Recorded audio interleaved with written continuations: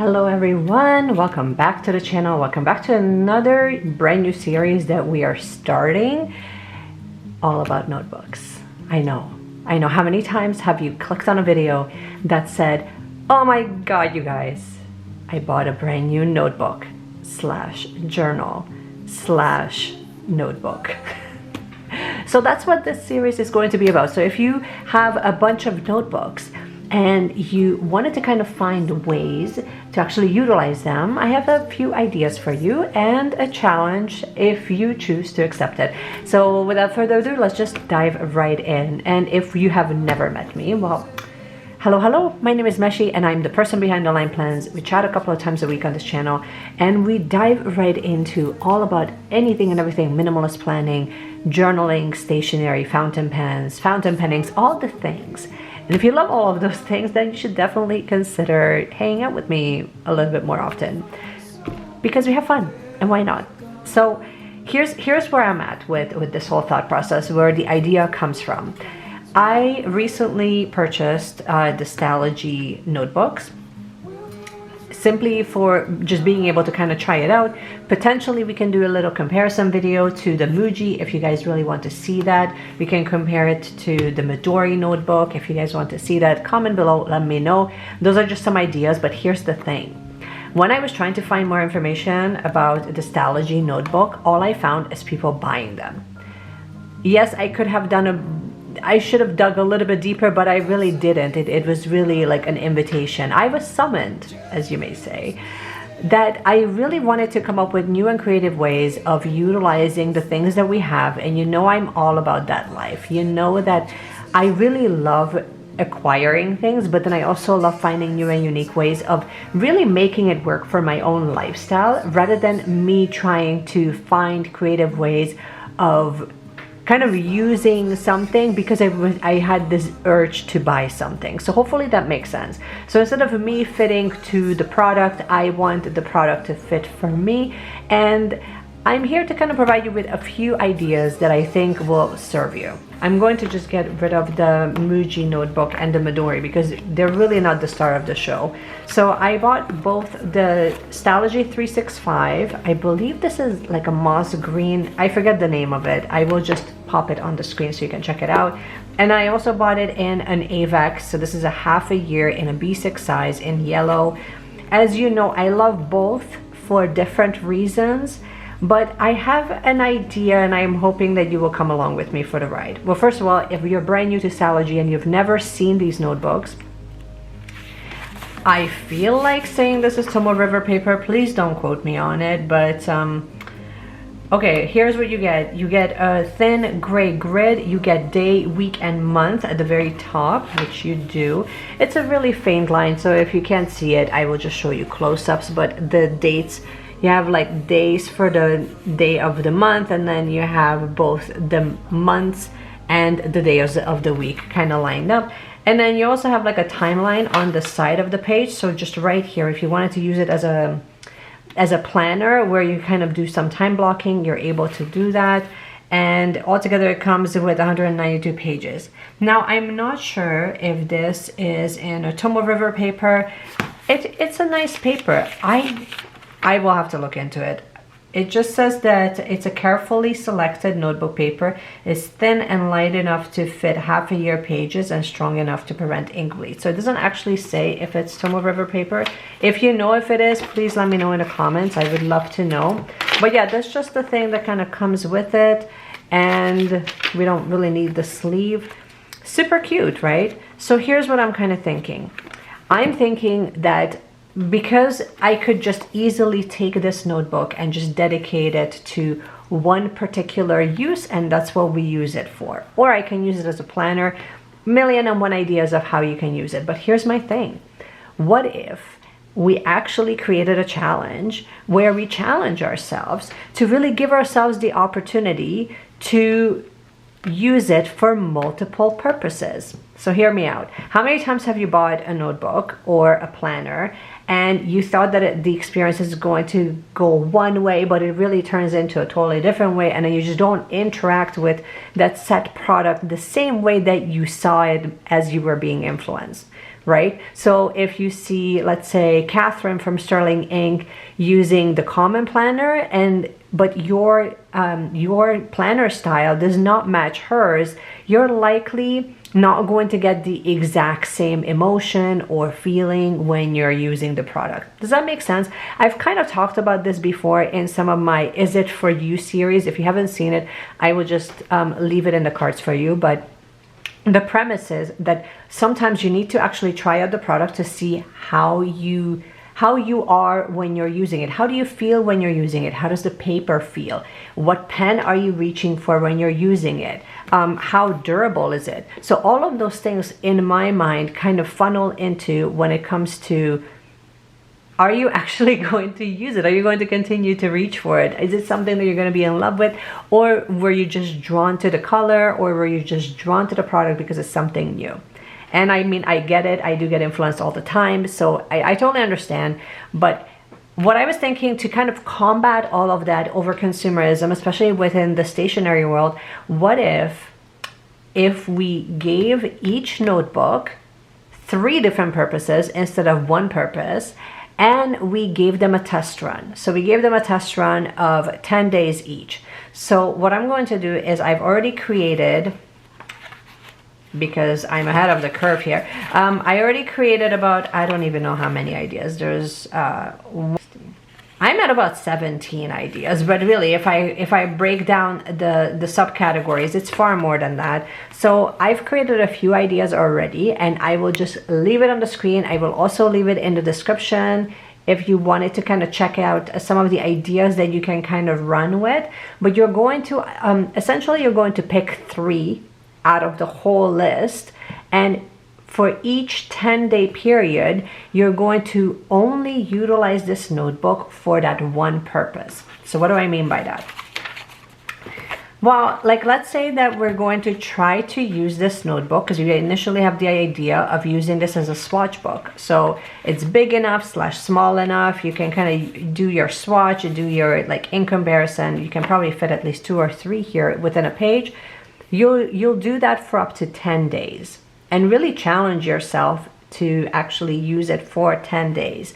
For, you know, like give it like enough time so that you can kind of see like, is this an ideal notebook for the purpose of, you know, using it as a swatch book? And if you're finding that it's like, no, like the ink bleeds and then it's getting all wrinkled, it's getting weird, and then like it just feels like a salad bowl, I don't like it, then you've only utilized 10 days versus you've only used it for 10 days. So you already know that this notebook is not really going to be used for being a swatch book. It's not ideal for it. Or you totally love it and then you just kind of continue on, and congratulations, you have found the purpose for the notebook that you actually enjoy using. So some of the ideas that I had was using it as a swatch book, a beauty routine. Now, if you wanted to break it down even further, you can use it for morning routine and evening routine. I do something different for the morning that I do in the evening. And sometimes it's not so much about just reminding you what your beauty routine is. Sometimes it's all about like seeing which product actually performs better and what you notice, let's say, the next day. So if I'm using like a new night cream, I want to make a list of the night cream, why I bought it to begin with, and then how did my skin react the next morning. Because sometimes you need to kind of utilize, especially with skincare, it's not something that you notice right away. It's something that you need to use for a little bit before you can notice if it's effective or not, right? So I thought that instead of just having like a quick little reminder of like morning routine or PM skincare routine, to me that's way too vague if you ask me. And especially if you're utilizing new products or if you're switching something up in your routine, it's kind of nice to just kind of log that as a step, but I don't necessarily want to write that information in my actual planner. Like I don't find that it's as relevant. Does that make sense? So that would be for the beauty routine. You can also do a skincare update. So if you see, let's say, a video that talks about new skincare, or they talk about something that would be really effective for you, you can utilize the notebook to kind of just write about it with the name of the product, because half the time, how often do you come across like a video that you see and you're like, oh my gosh, like that would be so great, but then you forget to save it. So writing it down in your notebook would be an ideal way. And then you can also write down why you wanted to check out that product to begin with.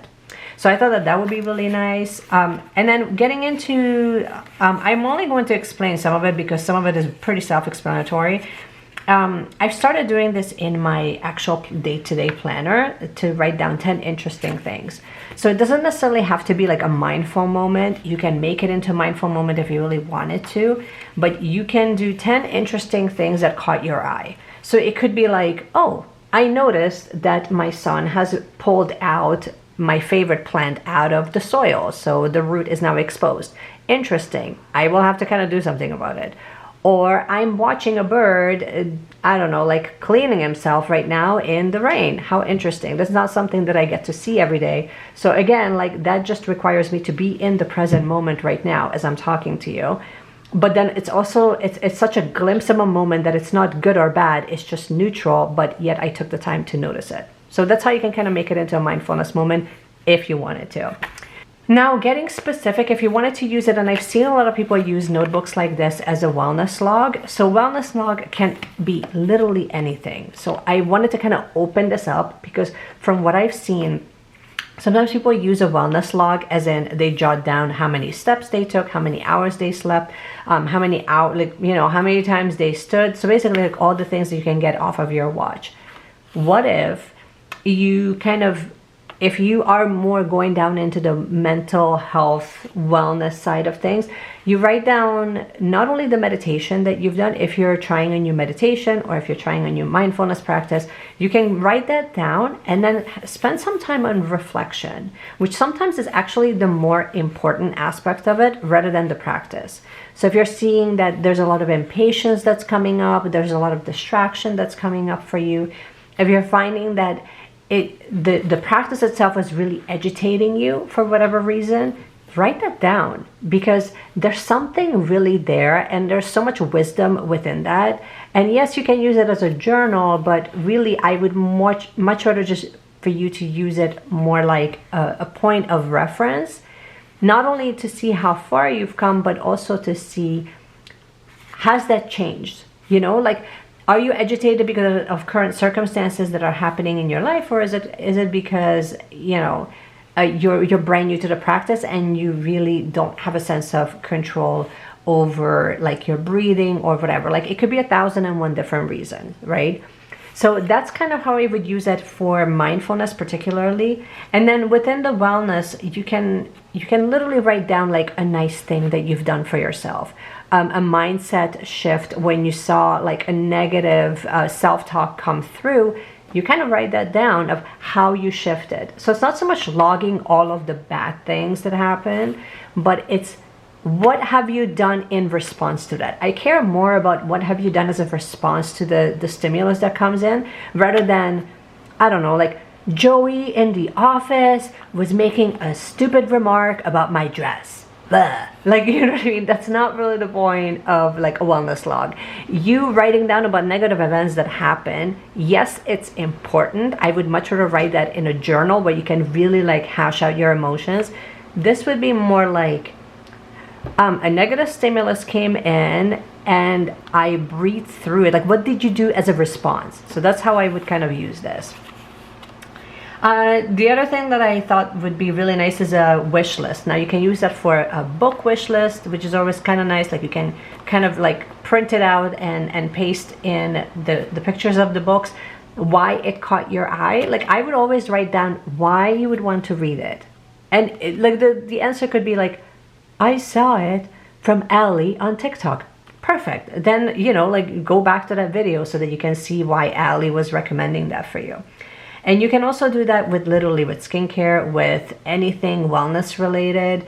You can use it with any form of wish list, but always kind of make note of why you wrote it down. Why did it catch your attention to begin with? So being really intentional about like how you use this is going to be key.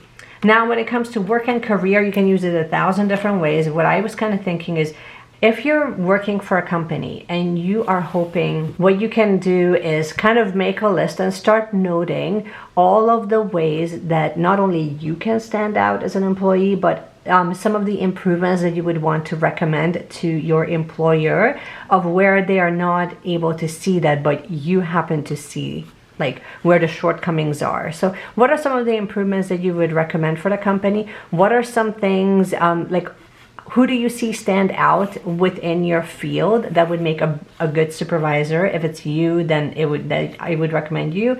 But who do you recommend amongst your peers that would kind of benefit in like within your field? Because it's so easy to constantly just toot our own horn and say, I'm amazing, I'm fantastic, I deserve a raise. Yes, but also advocating for your peers is also good as well. And that also shows that you're a good team worker, and it shows that you recognize that they have attributes that you might not possess, but the company would benefit from. So hopefully that makes sense. So this is interesting. So I would write down when you're like looking at TikTok or Instagram or YouTube and you find, okay, here's part 2 of kind of going through the list of what you can use the notebook for. But basically where my camera completely cut off and my my memory card completely filled up, I got cut off around the time when I was talking to you about consumerism and really making note of what are you being influenced by, and then how does that impact you? So how often do you go through your feed and you see either an influencer talk about a product, or they're showcasing, you know, an activity that you want to do, and then it makes you feel like you need that whatever accessory, whatever it is. Within the planner community, this holds strong, especially when someone has a sale, there's some sort of an event that's happening, and of course, or there's a new release. It just creates a lot of hype, and I'm not saying there's anything wrong with that, but it's interesting. To me, what I actually care about is when you make a note of what you're being influenced by and then how that impacts you, right? Because for some things, you're going to look at it and you're going to feel totally neutral about it. And for other things, you're going to be like, wow, I would really love to have that. And I'm not talking about like, you know, $2, $3 things. I'm talking about, you know, you see a beautiful fountain pen or a limited edition, whatever. By the way, please don't mind the noise. My neighbor has a landscaping company that came out and they're blowing leaves like nonstop. So I've been waiting for about, I don't know, a good half an hour for them to stop, and they haven't. So I apologize. But I mean, I think that we can kind of nip it in the bud when it comes to consumerism when we become aware of not only what we're being influenced by, but then how that impacts us. Because for some things, they're actually really good and useful things. Like, I don't know, like if you're on a wellness journey and you see, you know, like joggers, or you see like an accessory that's going to help you with your overall experience.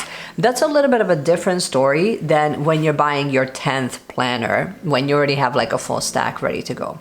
So I'm challenging you not only to kind of write down like what you're being influenced by, but how that actually impacts you. And maybe it impacts you so much that you kind of move it onto a wish list, which is totally fine and is totally doable. So for me, as we begin this journey, I think that I'm going to go with a wellness log where I write down, well, actually, I'm going to use the running log where I can actually write down like all the things that are kind of happening with each of the runs, what I'm doing on rest days. So it's similar to like a wellness or like, yeah, like it's similar to like a workout log, but I want it to be a little bit more detailed, specific to running.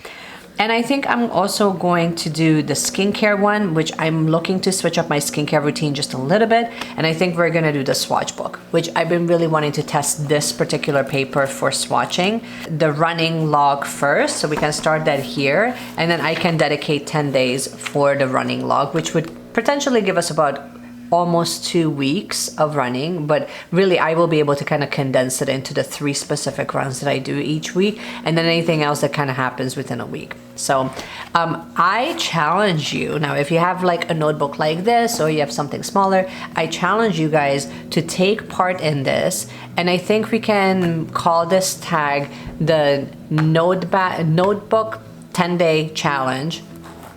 where we end up using it for something different each day. I just gave you some ideas and we kind of went through that briefly of how I'm planning on using it. But honestly, like, insert your own, and if you wanted to add to that list, which I'm sure that some of you would, because I didn't even mention like a daily oracle reading or spirituality practices or like astrology. Like, I mean, like, the list just goes on. So I just gave you some of the basics that are relevant to my life, but obviously, like, if you want to use it for something else, maybe just add some of your suggestions also in the comments, where like whoever decides to kind of go through this challenge alongside me can also benefit from it. So that's sort of where I think that this would be really helpful.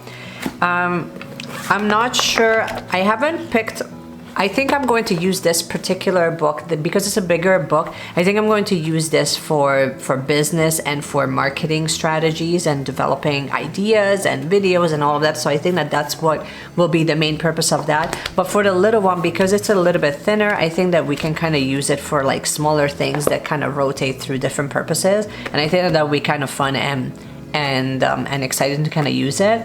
So, and then within a vlog, so I will attach like a playlist where we can kind of do this together. Within a vlog, I will kind of update you guys of how things are going. We'll do check-ins and all of that fun stuff. And then kind of go from there, and we can kind of reflect on what's working, what's not working. Sorry if this is a little bit longer of a video, but I really wanted to kind of offer an alternative to stationary consumerism and figure out ways that we can kind of use what we have and actually enjoy that process, because that's, I think that's sort of the point of it.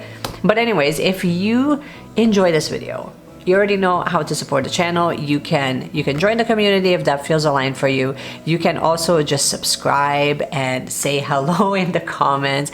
Just really engaging with the video, that obviously makes a huge difference. And even just hanging out here with me makes a world of a difference. So I want to thank you guys so much from the bottom of my heart. I hope that you have enjoyed it, and just keep planning, keep journaling. And I cannot wait to see you in my next one. Bye.